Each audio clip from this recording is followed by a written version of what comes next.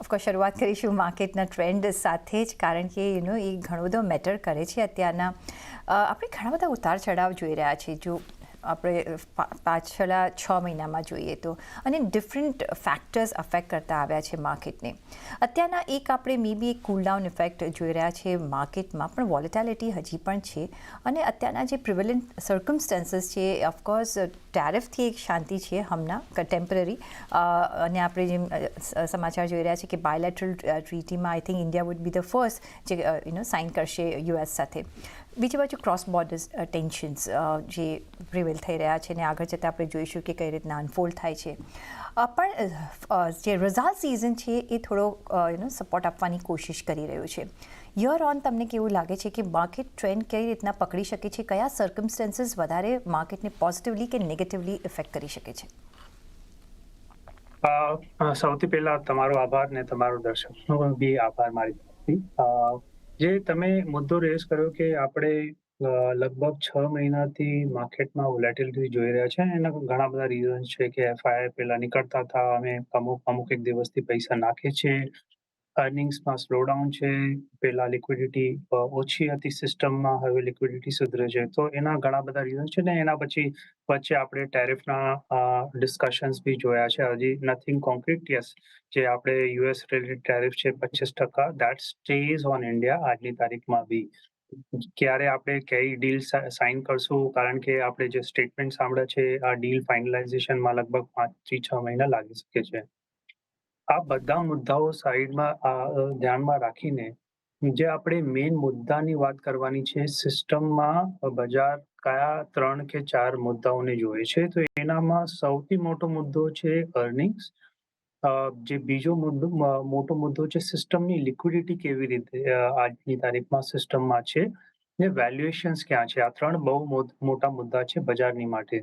હવે આપણે એક એક કરીને અર્નિંગ્સની જે પ્રોજેક્શન્સ જોઈએ છે કે અર્નિંગ્સ કેવી રીતે પેન આઉટ થાય છે. અત્યાર સુધી આ Q4 છે, ઘણી ઓછી કંપનીઓએ નંબર્સ રિપોર્ટ કર્યા છે. બટ જ્યાં સુધી મને ખબર છે લગભગ most of the companies earnings disappointment report કર્યા છે. જે એક્સપેક્ટેશન હતા ત્યાંથી ઓછા નંબર્સ રિપોર્ટ કર્યા છે. તો અર્નિંગ્સમાં આમ બી લગભગ 2 ક્વાર્ટરથી આપણે સ્લોડાઉન જોયું છે, ને આ ક્વાર્ટરમાં બી આપણને સ્લોડાઉન દેખાય છે અર્નિંગમાં.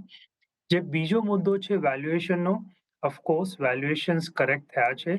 ને જે આપણે લાસ્ટ ટાઈમ બી વાત કરી હતી કે આફ્ટર કરેક્શન લાર્જ કેપ હવે કમ્ફર્ટેબલ ઝોનમાં છે, બટ મિડ ને સ્મોલ કેપમાં હજુ બી વેલ્યુએશન બહુ મોંઘા છે.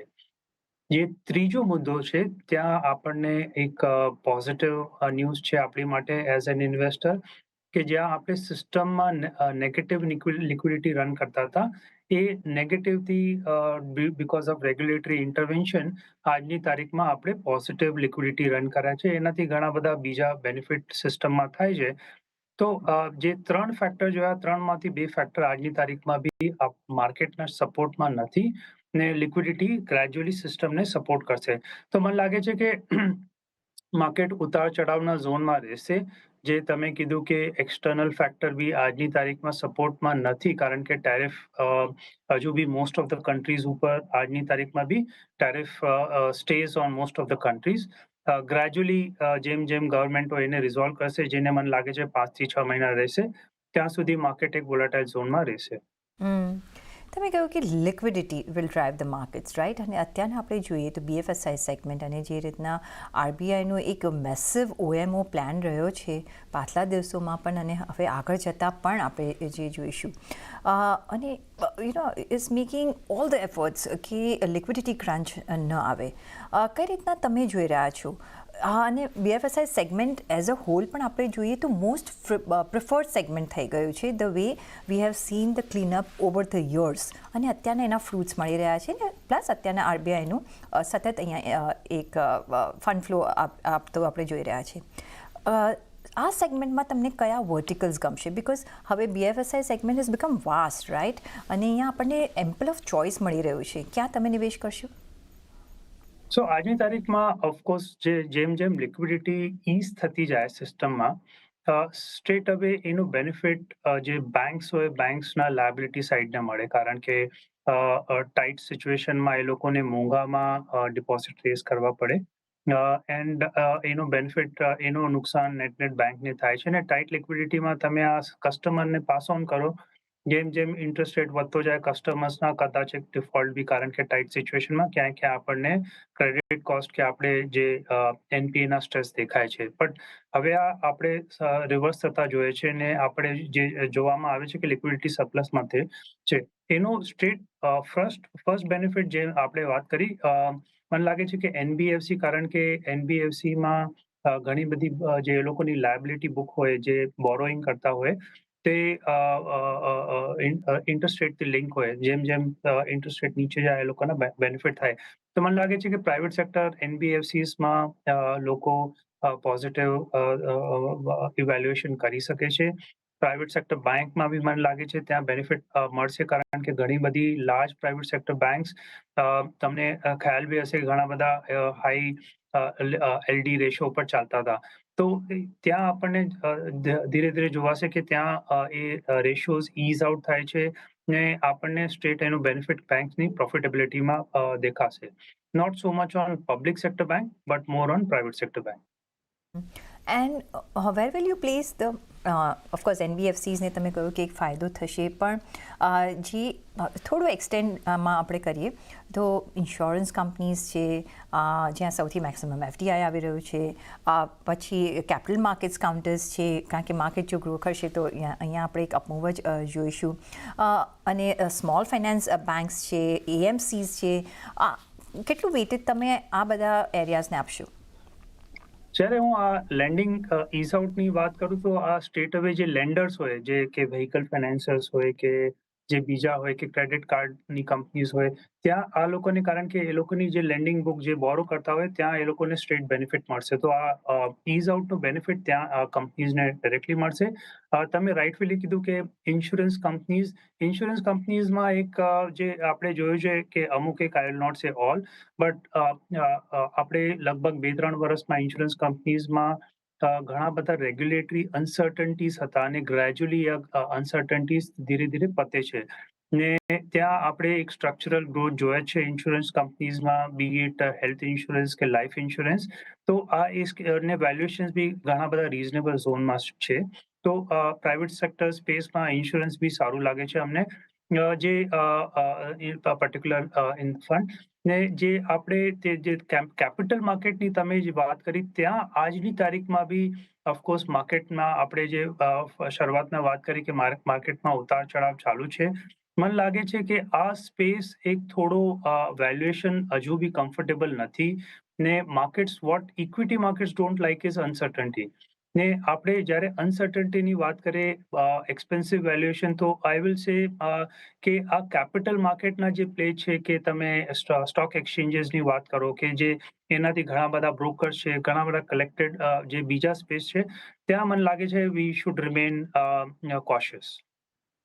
તમે કહ્યું કે માર્કેટ્સને અનસર્ટનિટી નથી ગમતી, પણ અનસર્ટનિટીમાંથી સર્ટન એવા કાઉન્ટર્સ તમે કઈ રીતના જોઈ રહ્યા છો ઇન ધ, જે રીતના હું મીન કરી રહી છું કે ટેરિફ અનસર્ટનિટી, રાઇટ? પણ જે રીતના કન્ટ્રી ટુ કન્ટ્રી બાયલેટરલ જે રિલેશન્સ છે, એમાં ઇન્ડિયા કઈ રીતના ફાયદો લઈ શકે છે? બિકોઝ અહીંયા આપણે ઘણું મે બી જ્યાં આપણે એન્ટ્રી નથી કરી, મે બી ત્યાં તમને ઓપોર્ચ્યુનિટી મળશે. ચાઇના +1 અને આપણે જોયું છે યુરોપ +1નો આપણે જો એડવાન્ટેજ લઈ શકીએ, અને આ ટેરિફની જે આપણે સિચ્યુએશન જોઈ રહ્યા છે, તમને શું લાગે છે કે આ અનસર્ટન ટાઈમ્સ ઇન્ડિયન માર્કેટ્સ માટે, ઇન્ડિયન સેક્ટર્સ માટે ક્યાં ફેવરેબલ થઈ શકે છે?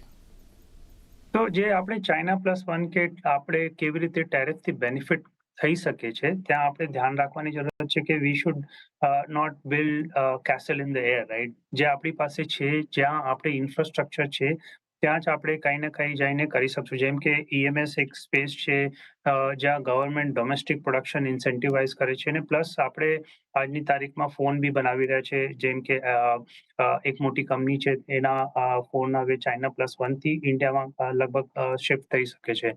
આવી બધી ઓપોર્ચ્યુનિટી જ્યાં આપણી પાસે એસ્ટાબ્લિશ ઇન્ફ્રાસ્ટ્રક્ચર છે, એસ્ટાબ્લિશ ફેક્ટરીઝ છે, ટ્રેન્ડ લોકો છે, that's one area where Indian companies મને લાગે છે એ લોકો બેનિફિટ કરી શકે. સેકન્ડ ઇમ્પોર્ટન્ટ સેક્ટર છે ટેક્સટાઇલ.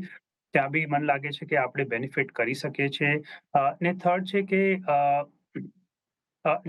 છે કે આપણે ધ્યાનમાં રાખવાની જરૂર છે કે આપણા ઇન્ડિયામાં ઇન્ડસ્ટ્રીયલ મેન્યુફેક્ચરિંગ ના ઘણા બધા સબ સેક્ટર છે જ્યાં આપણે એક સારું કામ કરી શકીએ છીએ. જેમ કે ઓટો કોમ્પોનેન્ટમાં આજની તારીખમાં 25% ડ્યુટી છે, પણ ત્યાં ઓટો કોમ્પોનેન્ટમાં ઘણી બધી ઇન્ડિયન કંપનીઝ એ કંપની સાથે એ કંપની સાથે સારું કામ કરી રહ્યા છે. તો મને લાગે છે કે આ એક સ્પેસિફિક પોકેટ્સ છે જ્યાં આપણી પાસે એસ્ટાબ્લિશ્ડ બેઝ છે, લોકો ટ્રેન્ડ છે. ત્યાં આપણે ઘણું બધું global not only US but યુરોપમાં બી મોટું કામ કરી શકીએ છીએ. કારણ કે ધીરે ધીરે ગ્રેજ્યુઅલી યુરોપમાં જે ટ્રેન્ડ આપણે જોયું છે કે મેન્યુફેક્ચરિંગ બેસીસ બંધ થાય છે, એ ત્યાં આઉટસોર્સ કરવાની ઓપોર્ચ્યુનિટી છે, એ આપણે ત્યાં કેપિટલાઇઝ કરી શકીએ. ને યુએસમાં બી આપણે કેપિટલાઇઝ કરી શકીએ છીએ. તો આ 3-4 પોકેટ્સ છે. ઈએમએસનું પોકેટ છે, જે આપણે વાત કરી ટેક્સટાઇલનું પોકેટ છે, એન્જિનિયરિંગ રિલેટેડ પોકેટ છે, ત્યાં આપણે કામ કરી શકીએ છીએ. એક્સપર્ટીઝ ટેક્સટાઇલમાં અને લેબર ઇન્સેન્ટિવ, આ બધા જ એરિયાઝ છે જ્યાં આપણે એક ચીપ લેબર મળી શકે છે ઇન પ્લેસ ઓફ જો અબ્રોડમાં જે લોકો સેટઅપ કરતા હોય છે. તો યસ, એક એડવાન્ટેજિયસ પોઝિશનમાં અહીંયા ઇન્ડિયા બની શકે છે. આપણે વધારે પણ ચર્ચા